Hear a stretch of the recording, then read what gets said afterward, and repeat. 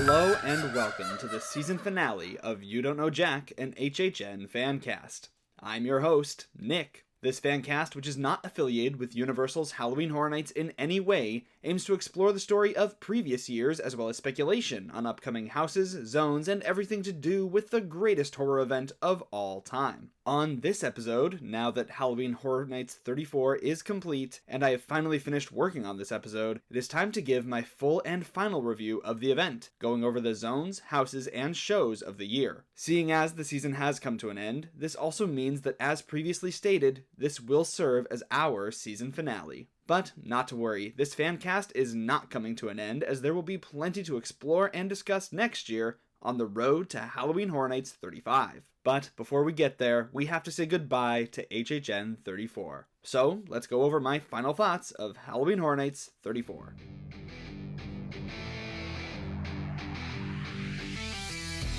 This time around, we are going to do things a little bit differently. Since we have already done a walk around the park through each zone in the previous episode, this time I will be ranking the zones from my least favorite all the way up to the one I enjoyed the most this season. Later on, we will discuss the hordes as well, but let's first focus exclusively on the zones. Keep in mind that this is only my opinion, and just because something is lower in my personal rankings doesn't mean that you can't love and enjoy it. I do think it was an excellent year overall, and the zones were some of the best we have had in the history of the event. So let's not waste any more time and dive into ranking the scare zones of Halloween Horror Nights 34.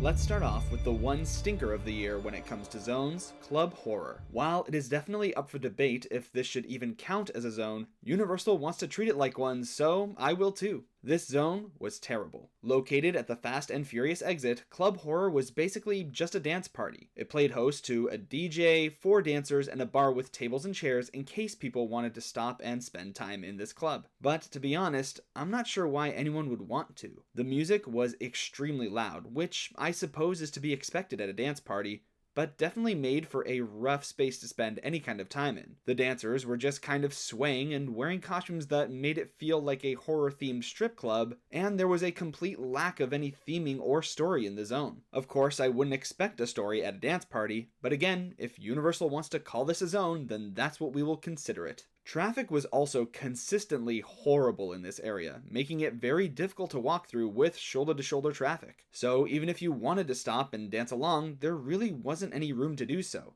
especially after a show dump from Nightmare Fuel. This was a zone that never should have existed, the only positive being the fact that you could sometimes see the grabber from the black phone standing outside of it taking photos with guests. It was a very weird choice for a zone, and felt completely at odds with the tone and theme of the rest of the event. Hopefully, this will be written off as a one and done, and we won't have to continue living the horror of this club.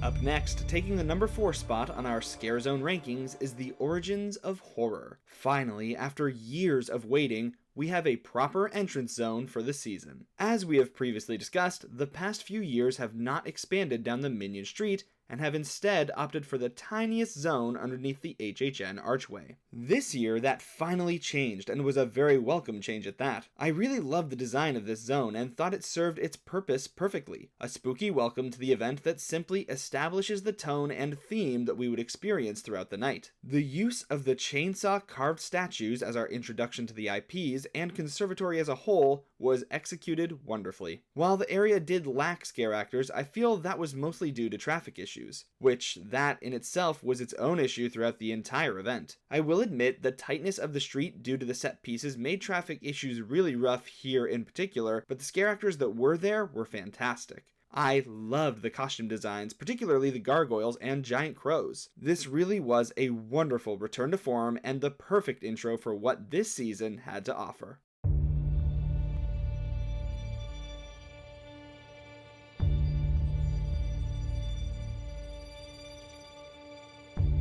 In the number 3 spot is another very solid zone, Mutation's Toxic 20s. The one thing that I absolutely loved in this zone is the storytelling, which is a pretty common theme in zones this year. The use of set design to tell the story of this gangster chase gone wrong was executed to perfection. Seeing the crash site, but also the path the cars would have taken, crashing through the giant billboard and ending up wrapped around a utility pole. The scare actor on top of his BuzzCon truck does a wonderful job of telling the story and immersing us in this world before diving into the 1920s New York streets. I really loved the costume and set design here as well. Having the goo-fueled mutations of flappers and gangsters made for a fun walkthrough every night, and the jazzy soundtrack was the perfect complement to the scares in the streets. There were also lots of hidden details in this zone, one specifically tying it into previous years with the use of BuzzCon rat poison as a precursor to bugs eaten alive from Halloween Horror Nights 31. A detail that would also be replicated in Doll's Let's Play Dead, but we will get to that later. Overall, this was a fantastic zone for the New York section of the park, and while it was not quite good enough to be higher on this list, that's only because the next two zones have such a high level of excellence that this one couldn't quite replicate. But nevertheless,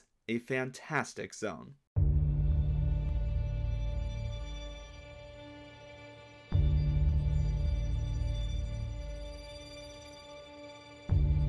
In second place when it comes to scare zones is the Cat Lady of Crooked Lane, located in the Central Park area. This zone was truly mind-blowing and could honestly be swapped with the number one position, as the quality of both was done so well. But I feel it belongs in second place for one simple drawback: the overcrowding in this location. It was again just difficult to walk through due to the large crowds and tightness of the location. Granted, the Central Park area is always rough for traffic, but this year felt exceptionally so due to the extreme level of crowds at the event this year. But on to the positives. First off, this zone was expanded more than ever before, now occupying the area in front of Animal Actors by DreamWorks. This played host to the stunning home of the Cat Lady at the end of Crooked Lane, as well as a mini walkthrough scare experience. I was so happy to see the Central Park area get some love through this level of expansion, especially after the lackluster design that it suffered through last year. It was a very welcome addition to the zone that honestly had the best storytelling of the season. I love the idea that the Cat Lady of Crooked Lane was a children's story being brought to life. The storybook pages lining the walkway was wonderful and a perfect way to immerse guests into the story, along with the use and positioning of scare actors starting off as children and progressing into full-blown cats. The show moment as well deserves recognition, where the Cat Lady would come out and feed a child her special soup, making the child transform into a cat.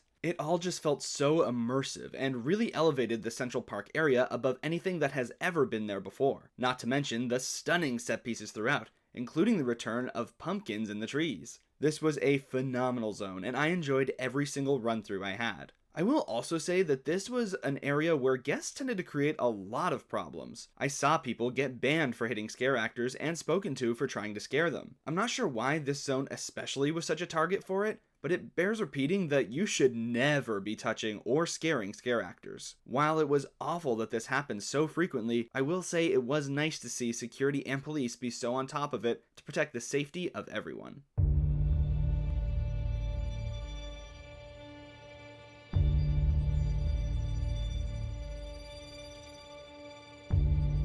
Now, in the top spot for scare zones this year is Masquerade Dance with Death. What could be better than vampires roaming the streets and tormenting their victims? How about a vampire masquerade ball? I loved everything about this zone. The set design was so beautifully detailed to make the street truly feel like an immersive ballroom. I adored the conservatory entrance into a Victorian-themed ballroom with all the stained glass backdrops representing different aspects of the conservatory. The storytelling through costumes and makeup here was also just stunning. The idea that these are vampires that have come from around the world was done beautifully through the style of their costumes as well as the detailed makeup work. Different face and fang styles along with the performer choices did a great job of immersing you in the idea of an international vampire experience, complete with a beautiful show moment. In the center of the zone was a crashed chandelier, which served as the stage for this show moment. 4 vampires on stilts would circle the stage as a human victim was presented in the center before being sacrificed as the first kill of the night, kicking off the blood-sucking festivities. I loved this so much, as it felt like something that was fairly brief but perfect to catch while walking through the zone. It was also kicked off with the sound of the chandelier crash, which perfectly signaled to everyone near the zone that it was time to enjoy the show. This was my most hyped zone for the year, and it did not disappoint me in the slightest. It really is almost swappable with Cat Lady, but again, overcrowding was a big issue this year everywhere except for this zone. Perhaps it's just the amount of room in the Hollywood street or the fact that it's slightly out of the way, but the layout of sets and amount of scare actors both on the ground and on platforms never made this zone feel too overwhelming in terms of crowds. Sure, there were times where it was busy, but never to the point where you were shoulder to shoulder with people and unable to move. This zone was executed to perfection, and if these masquerade vampires ever want to make a return, they will be more than welcome in my book.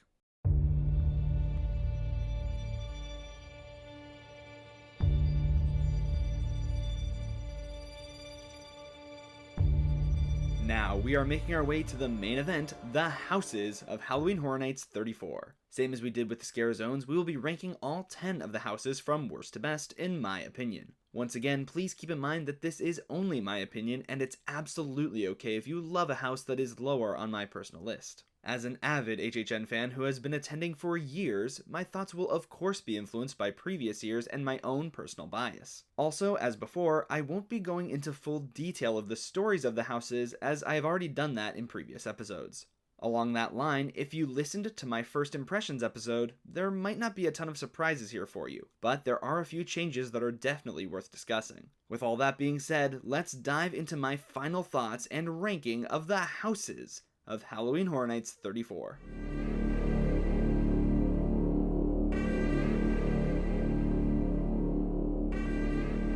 Sitting all the way down at the bottom of our list is a house that I honestly found fairly disappointing. Grave of Flesh. Falling farther from grace, Grave of Flesh continued to disappoint me as the season continued. Running rampant with staffing issues, this initially boring but having a few scares house made the complete transition to just boring. It's a real shame because the concept of entering our own grave sounded great, but the lack of any real story combined with bland set design really brought this one down for me. While the initial facade was very pretty, and as soon as we entered through the grave there was a decent scare to the right, after that the house quickly deteriorated into boring and bland hallway after boring and bland hallway. The lack of any sort of detail through this underground maze simply made this house feel like a chore to walk through. The only interesting part of the house was at the end with some sort of underworld ruler that I still couldn't figure out who they are supposed to be, standing above everyone on a parapet. But even then, the colors were still so bland. There was a lack of any real detail in the room, and I feel like that section only felt better because we had to slug through so much garbage to get there. Yes, there were some dead bodies in the walls and things, but it's incredibly tame compared to every other house both this year and in previous years. Overall, I really couldn't justify putting this one any higher than last place. Even on the busiest nights of the season, when Grave of Flesh had a low wait, it never even felt worth the walk. This year did have some fantastic houses, but this was not one of them.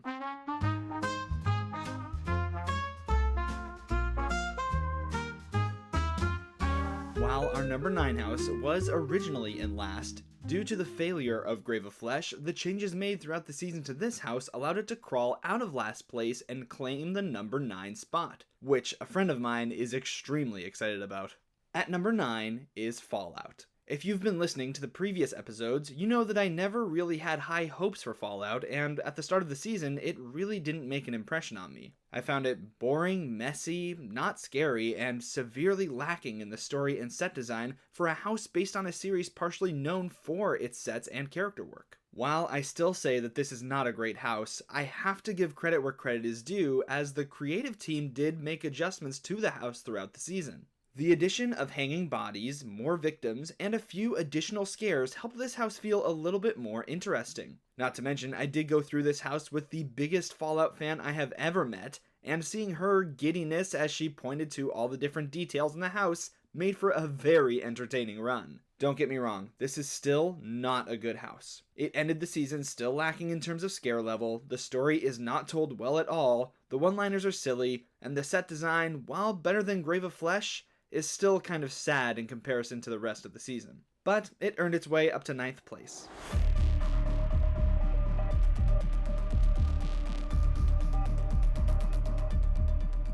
We have now made our way to number 8 on the list. This is a number I have actually been struggling with, as I have been bouncing back and forth between which of the next 2 houses should be number 7 and which should be number 8. I do have a lot of personal bias with the number 8 house, so I did my best to separate that and break down the house section by section in terms of story, set design, costumes, and scare factor. In the end, the house taking the number 8 spot on my list is Terrifier. As I have stated multiple times before, I really hate that Universal brought the Terrifier to Halloween Horror Nights due to the blatant sexism and extreme violence against women that the franchise promotes, as well as the blatant sexism of the director Damien Leone, who, at the time of recording, is being sued over sexual harassment accusations and failure to pay out royalties. While I could go on a whole rant about that, I did my best to set everything aside and just take this house for what it is. In doing so, I find that this house was just okay. While it definitely improved for me as the season went on, likely due to getting better runs with more full staffing, I still don't think it was anything mind-blowing. The gore remained at the same level I previously discussed. Definitely gory, but nothing more than what we have seen from houses in previous years, and definitely not worth the hype that Universal had been building around it. I did see a lot more victims and varied scares since the first impressions episode. However, the vast majority were still Art the Clown just doing silly bits, which continued to make the house feel very repetitive.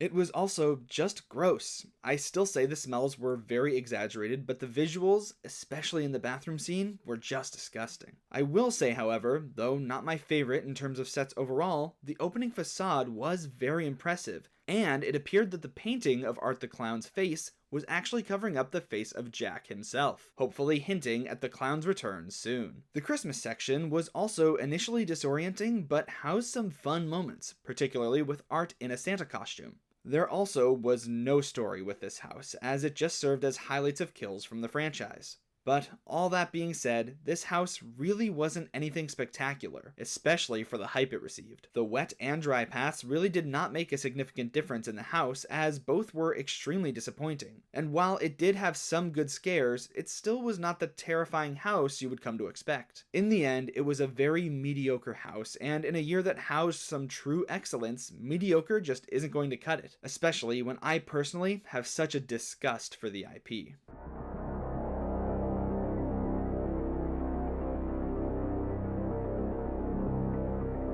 Now occupying the number 7 spot, just beating out Terrifier, is Doll's Let's Play Dead. This house had kind of the opposite journey of houses like Terrifier and Fallout, being that I felt the house got progressively worse as the season went on. Initially, I felt the under the bed section was terrifying, but once staffing issues hit and scare actors decided to stop hitting their triggers, the scene started to feel lackluster. What I thought initially were a few good scares quickly deteriorated into not being all that scary, and the set design, while good, started to feel messy in an upkeep kind of way. Anytime it rained, this always felt like one of the most disgusting houses to walk through, likely due to all the interactive elements encouraging guests to touch so many things throughout the house. That being said, I still really enjoyed the design of the house. The illusion of being shrunken down to the size of a toy was great, and being tormented by Lila, the little girl with an affinity for destroying her toys, was very fun. I particularly loved the sequence where she is looking at us through a window and lighting the house on fire. I will admit it took a little too long to put this together, as you never had time to watch the full sequence, always catching the beginning or end. I also just wish we got to see more of Lila. She's the one that ties the house together and tells the story of it. But aside from one isolated moment, which I'm sure was not intended,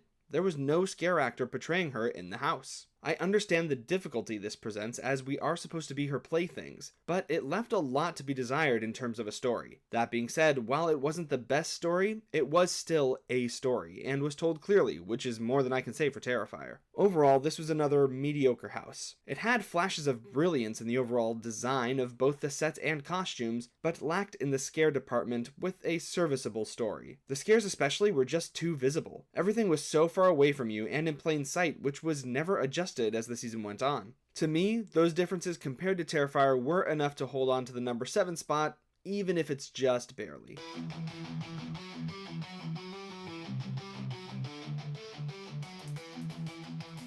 We have arrived at the number 6 spot, and to be completely honest, my thoughts really have not changed since the first impressions. In the number 6 spot is Five Nights at Freddy's. I still believe that if you are a massive fan of FNAF, this house was likely exactly what you were looking for. A very pretty showcase of the pizzeria with stunning animatronics performing on stage. However, after that first room, even after multiple run-throughs, I still feel like the house was just lacking life. Almost every single scare was a very clunky puppet, and there were a lot of nights where they simply didn't move, likely due to staffing. Plus, anytime there was a rare human scare, the scare actors looked genuinely bored with no real motivation in what they were doing. That being said, the house was really pretty. It did a great job of bringing to life the sets from the movie and hiding a ton of references for fans of the franchise. The Springtrap scare at the end was also really cool, but technical issues and staffing truly plagued this house. Not to mention, it was always the longest wait of the night. I personally saw times at a high of 180 to 210 minutes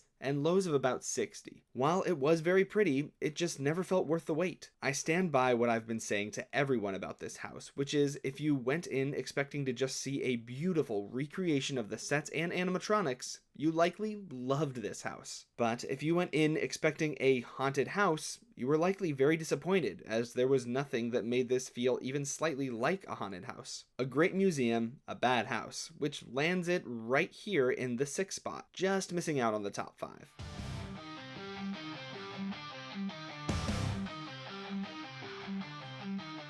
Speaking of the top 5, we have finally arrived. The top 5 this year were definitely a decent step up from the bottom 5 this year, giving the impression of a true divide in the overall quality of the houses for the season. Starting us off at number 5 is Jason Universe, a house that had a lot of hype and potential for excellence, coming off of a year where there was no IP slasher represented. While it certainly didn't exceed expectations, this was a very fun and popular house for the season. Seriously, it was rare to see this wait time below 100 minutes. I very much enjoyed my runs through this house, however, I feel it was still quite a few steps behind the top 4 this year. The main reason being that it was a very repetitive and not overly scary house. As stated in the last episode, almost every single scare is Jason jumping out at you, and in the same costume, which might get you once or twice, but gets old quickly. The only truly effective sequence in terms of scares remained the second half of the house. The long hallway where we entered Jason's mind and got attacked from all sides by almost every version of Jason. It also had a pretty significant staffing problem, as I experienced multiple runs throughout the year where the house was almost empty. While the set design was great, immersing us in Camp Crystal Lake, without any scares it could become boring at times. However, I still stand firm that the use of the outdoor transition is likely the best ever in that space, and that if you are a major fan of the Friday the 13th franchise, or more specifically Jason, you probably loved this house. It brought to life highlights from the franchise very well, and had Jason around every corner, but its repetitiveness and overhyped scare level prevented it from getting to a level of excellence.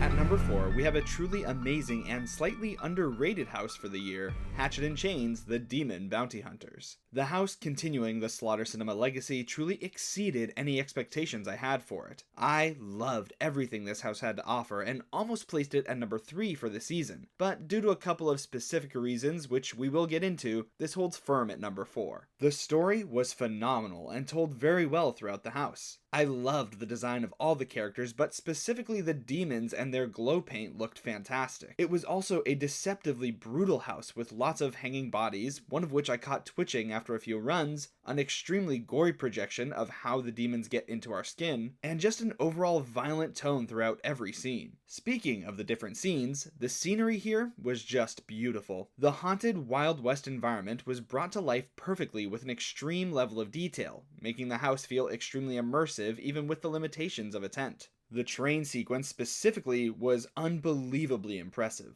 I loved this house, and it honestly had a pretty good level of scares, specifically some good puppets and from scare actors having agency over multiple boo holes. I also loved seeing Hatchet and Chains in the house, even if I do wish they made some changes throughout the year to make them a little bit more present overall. Honestly, this house really didn't change or evolve at all as the season went on. I guess you shouldn't fix what isn't broken, but I definitely would have loved to see Hatchet and Chains a few more times in the house, and perhaps a stronger finale, as the last scene always felt just a little anticlimactic. But this was a fantastic house, and I enjoyed going through again and again all season long. If it wasn't for a horrible merge system, with team members of this house always clearing express before allowing in any standby, I definitely would have made this an every night house. But awful ratios from team members made this queue experience the worst of the season. The Simpsons queue still feels weird to be waiting in, but I really wish the leadership team of this house did a better job of managing the fluctuating crowds, as this was the only house where it actually felt like an issue. Wait times were never even close to correct, always being significantly longer than what was advertised. Normally, I wouldn't really be picky about my queue experience for a house, as the house itself is the focus, and the queue, unless it's outstanding, doesn't usually warrant discussion. But this was so egregious that I just had to mention it. Even with awful ratios, I still loved getting through this house as much as I could for the season.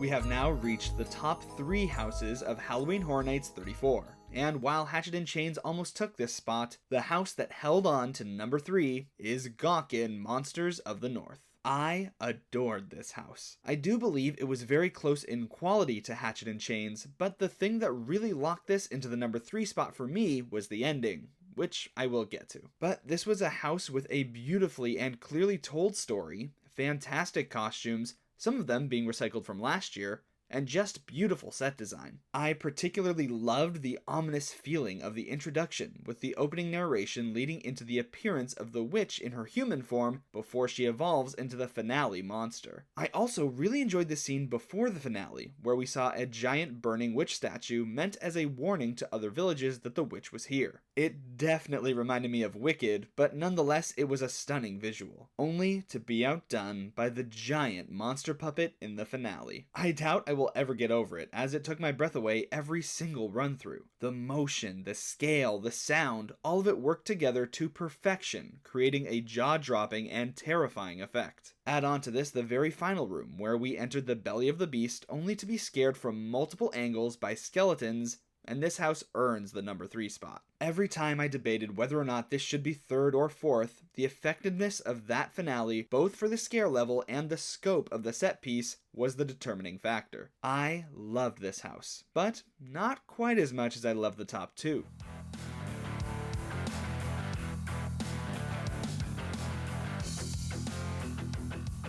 As I said in the previous episode, this year's top 2 houses are head and shoulders above the rest this season, reaching a level of excellence that will have me and many other HHN fans reminiscing about them for years to come. Honestly, they are both so extremely high in quality that both would be valid choices for the number 1 spot. I genuinely believe whichever one you put at the top comes down to personal preference in terms of the types of horror and storytelling you prefer, as both deserve the top spot in their own right. That being said, taking the number 2 spot is indeed El Artista, A Spanish Haunting. This house was stunning. Everything from start to finish was simply perfect. I absolutely loved the story of the icon of the year, Sergio Navarro, aka The Artist, and this house illustrated it perfectly. I adored the gothic horror feel and the extreme variety and creativeness of scares. The stilt scare in particular was amazing, only to be outdone by the incredible flying gargoyle in the conservatory scene. This was also one of the most beautiful houses I have ever witnessed at Halloween Horror Nights. The giant manor facade upon entering was breathtaking, and the detail that would follow throughout the house was nothing short of excellent. If you were looking for a flaw, it would be extremely hard to come by. If I really dig, I suppose that flaw would be that it's just not very scary, but it's hard to care when the story and beauty of a house is at this level. This was a house I loved returning to again and again throughout the season, noticing more details with every run, including one sneaky detail that was added on the very last night of the event.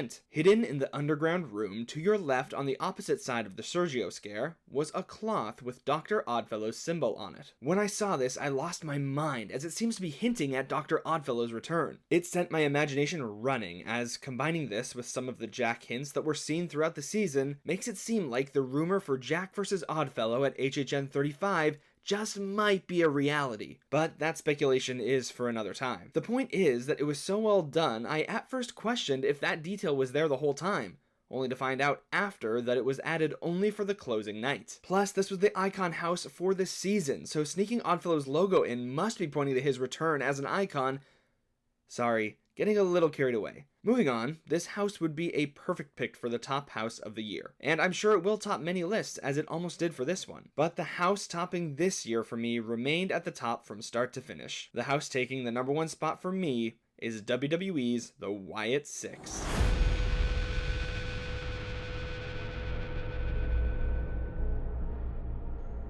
Yes, here it is, the number one spot. The house that surprised almost all of us with a supreme level of excellence that is reached by very few. WWE's The Wyatt Six is pure perfection, both as a house in its own right, as well as a loving tribute to a legend in the wrestling industry. I've talked at length in previous episodes about how much this house meant to me, so I won't completely repeat myself here, but seeing Wyndham Rotunda's dream brought to life in this way was heartwarming, and brought me immense joy every single night. At the end of the event, I have gone through this house a total of 48 times. It's safe to say I was completely obsessed with this house, and may have a problem.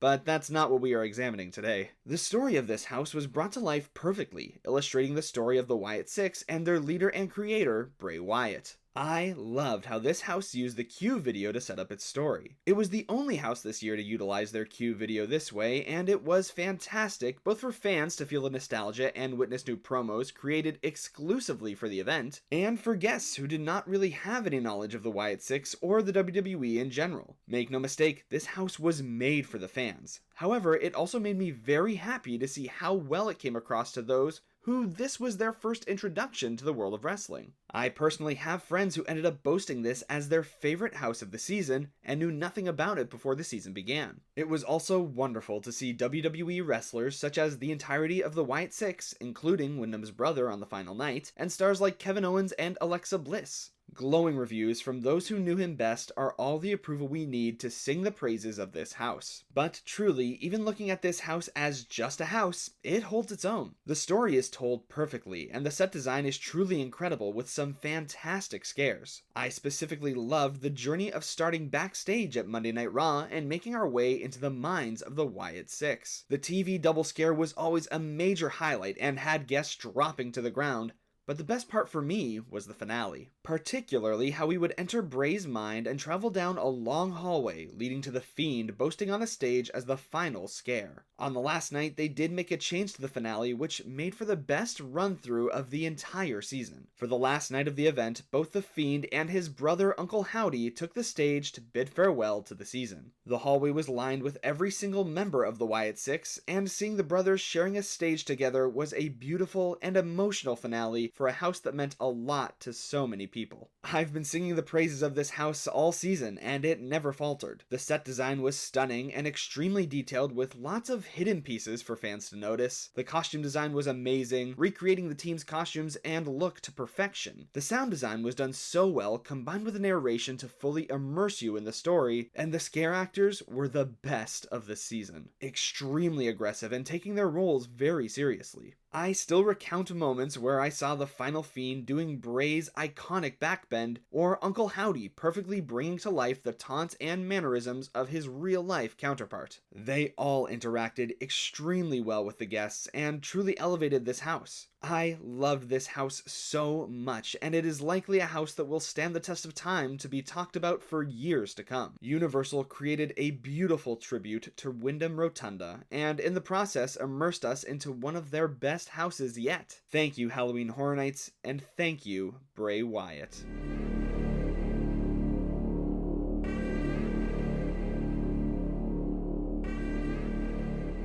So that covers all of the houses featured at Halloween Horror Nights 34, and it truly was a stacked year. But we aren't done just yet, as we still have to discuss the shows of the event. However, rest assured that this section will be much shorter, as there is not nearly as much to say. Let's start off by discussing the new Lagoon show of the year, Hauntophonic. I really enjoyed this show in passing. It was fun walking by and just hearing the fun, upbeat music combined with glances at fun projections, lights, and water effects. Plus, it helped with crowd control just a little bit. However, if it was a better show, I think it would have had a better effect. Like I said, very fun in passing, but if you fully stopped to watch it and were hoping for a return to glory for the Lagoon show, you were likely disappointed. It wasn't a bad show by any means, as the positive experience in passing remained. However, the show lacked in terms of storytelling, the projections were basically just cheap Halloween clip art, and the overall tone felt very out of place at Halloween Horror Nights, closer resembling the feel of Mickey's Not So Scary Halloween Party. I of course, strongly prefer the Lagoon shows of past years. However, if it's this or nothing, I will happily take this. That being said, with the hints at Dr. Oddfellow and Jack's possible return next year, hopefully we have a stronger Lagoon show to return alongside them. And now, onto the returning Nightmare Fuel Circus of Decay. I'm not sure what is left to say about this show. I saw it multiple times throughout the run, and each time I left feeling the exact same way. Nightmare Fuel needs to go. It's been basically the same show for the past 5 years, so much so that I am simply repeating myself every year. It's gotten progressively worse, and this was easily the worst iteration of the show. I really hope this was the end of the sex, fire, magic show, as while the aerial work was cool, that's really all the show had to offer. Same story, the Fuel girls continued to play with fire, and the dancers showing off their favorite sex positions.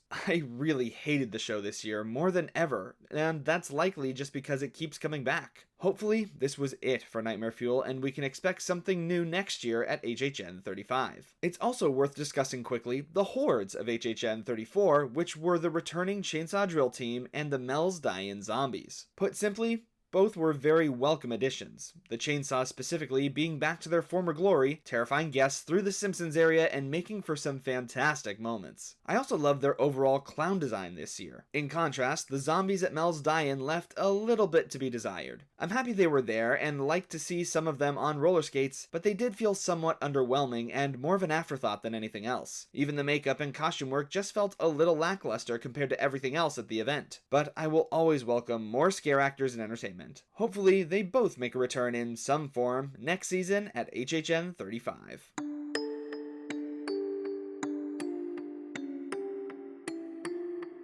Overall, this was a fantastic season at Halloween Horror Nights 34. One of the best years ever in terms of scare zones, with one glaring exception, and a very strong house lineup. Yes, the shows left a lot to be desired, but they did not hinder what was a really great season of HHN. With Halloween Horror Nights 35 on the horizon, it leaves me to wonder and build excitement over what could possibly happen at next year's event. The Dr. Oddfellow hint on the last night was very purposeful, and perhaps that could mean Jack will be returning alongside him, especially with it being an anniversary year. But until then, I will be looking back on HHN 34 with very fond memories, and a satisfaction knowing that we all got to experience another great year of horror. A huge thank you to the team at Universal Orlando, from the creative team behind the entire process, to the scare actors and house attendants who make the whole thing possible. Thank you everyone for a remarkable season, and thank you, the listeners of this podcast. I really appreciate you taking the journey through the fog with me this year, and with the season concluded, that means the end of the first season of You Don't Know Jack, an HHN Fan-Cast. But not to worry. After a bit of an off-season, we will be back next year to explore the history of the event, speculate on what is to come, and do this whole thing over again.